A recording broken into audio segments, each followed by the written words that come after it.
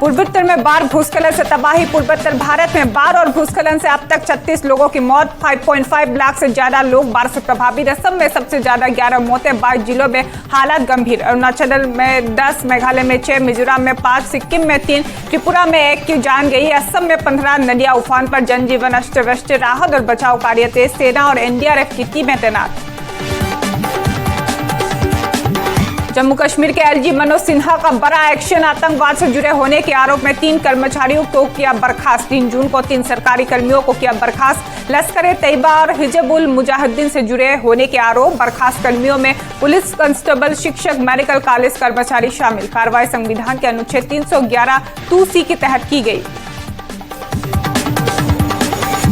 कन्नड़ तमिल भाषा विवाद पर कमल हसन को कर्नाटक हाईकोर्ट की फटकार। ठग लाइव ऑडियो लॉन्च पर कमल हसन ने दिया था विवादित बयान। कहा था कन्नड़ भाषा का जन्म तमिल से हुआ है। कोर्ट ने कहा अभिव्यक्ति की आजादी के नाम पर जन भावनाओं को ठेस नहीं दे सकते। आप कमल हसन हो या कोई और जिम्मेदार बने। साउथ ईस्ट दिल्ली में देर रात 2 एनकाउंटर। दिल्ली पुलिस ने एनकाउंटर में 2 बदमाशों को पकड़ा। दोनों आरोपी अलग अलग मामले में बांछी थे। पुलिस के मुताबिक एक आरोपी की दिल्ली पुलिस के हेड कांस्टेबल पर हमला करने के मामले में तलाशी थी, जबकि दूसरा शख्स कालिंदी कुंज में हुई लड़की की हत्या में आरोपी है। मुंबई एयरपोर्ट पर ड्रग्स तस्करी की बड़ी साजिश नाकाम। एआईयू टीम ने एक विदेशी नागरिक को गिरफ्तार किया। आरोपी के पास से करीब 32 करोड़ रुपए की कोकेन बरामद। कोकेन की शरीर के अलग अलग हिस्सों में छुपाया गया था। संदिग्ध को एयरपोर्ट पर ही पकड़ लिया गया। फील्ड टेस्टिंग में पदार्थ कोकेन साबित हुआ। आरोपी को एनडीपीएस के एक्ट 1985 के तहत गिरफ्तार किया गया। राजा रघुवंशी के शव 11 दिन बाद मिला। शव बाई सादोंग जलप्रपात के पास पाया गया। राजा अपनी पत्नी सोनम के साथ मेघालय घूमने आए थे और शव की पहचान राजा के भाई ने की। राजा की शव गहरी खाई में मिला।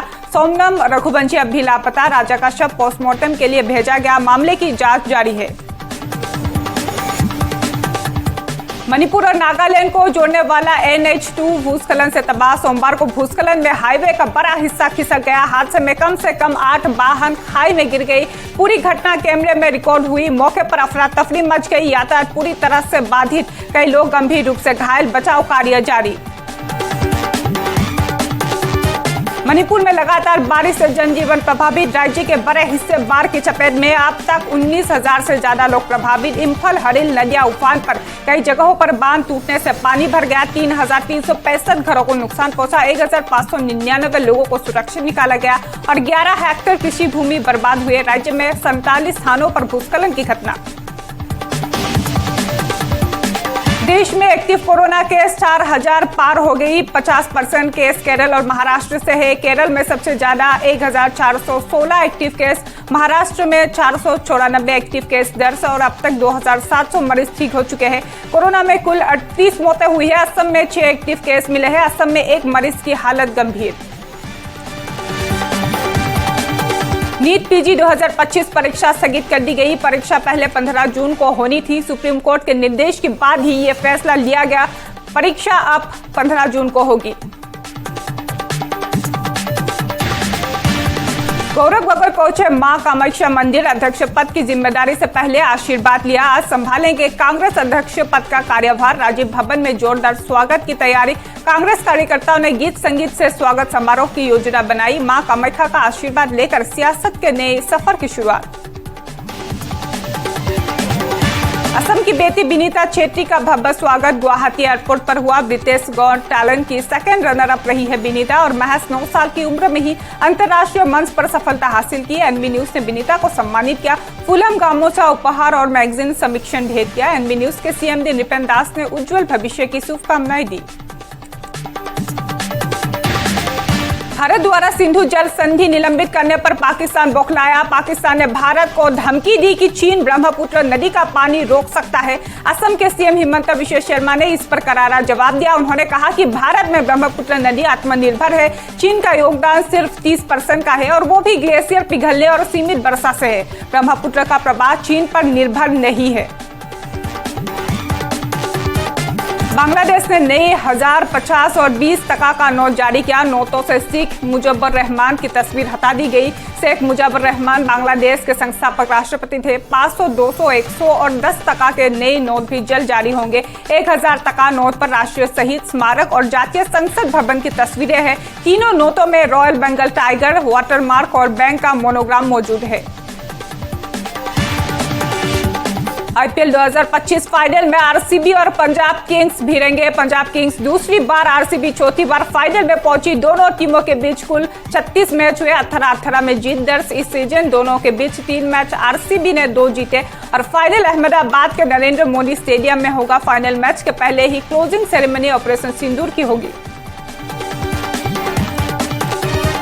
अंबुबासी मेला 22 जून से कामाख्या धाम में शुरू होगा। यह आस्था, श्रद्धा और साधना का महापर्व है। असम सरकार ने 4 करोड़ रुपए की बजट तय किया है। मेला आयोजन को लेकर पर्यटन विभाग ने अहम बैठक की है। बैठक में श्रद्धालुओं की सुविधा और सुरक्षा पर चर्चा की गई है। मेले के पहले ही कामाख्या धाम में भीड़ उमड़ने लगी है।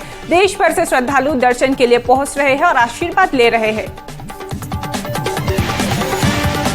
अयोध्या में राम मंदिर निर्माण का द्वितीय चरण शुरू हो चुका है। 3 से 5 जून तक प्राण प्रतिष्ठा का भव्य आयोजन। श्री राम जन्मभूमि के प्रथम तल पर राम दरबार और अन्य देवालय की मूर्तियां स्थापित की जा रही है। पूरे वैदिक विधि विधान के साथ महानुष्ठान संपन्न अयोध्या में श्रद्धालुओं का सैलाब उमड़ पड़ा है। सुरक्षा के कड़े इंतजाम किए गए हैं। हर कोने पर पुलिस सीसीटीवी से निगरानी की जा रही है। कांग्रेस सांसद शशि थरूर ब्राजील दौरे पर है। पाकिस्तान की आतंकी गतिविधियों को वैश्विक मंच पर किया है उजागर। संयुक्त राष्ट्र में आतंकी समूह प्रतिरोधक मोर्चा को बचाने की बीजिंग में भूमिका पर उठाया सवाल। थरूर ने कहा कि चीन पाकिस्तान का आतंकवाद पर समर्थन कर रहा है। कराची की मलिर जेल में भूकंप के झटके से दीवार टूटी। 216 कैदी मौके का फायदा उठाकर जेल से फरार। भूकंप के बाद ही कैदियों को बैरकों से बाहर निकाला गया था। इसी दौरान कैदी मेन गेट से भाग निकले। करीब 80 कैदियों को दोबारा पकड़ लिया गया। अब भी 135 कैदी फरार। हरिद्वार जमीन घोटाले में धामी सरकार की बड़ी कार्रवाई। 2 IAS, 1 PCS अफसर समेत 12 लोगों को सस्पेंड किया गया। डीएम कमेंद्र सिंह, पूर्व नगर आयुक्त वरुण चौधरी और एसडीएम अजयवीर सिंह निलंबित। विजिलेंस अब घोटाले की जांच करेगी।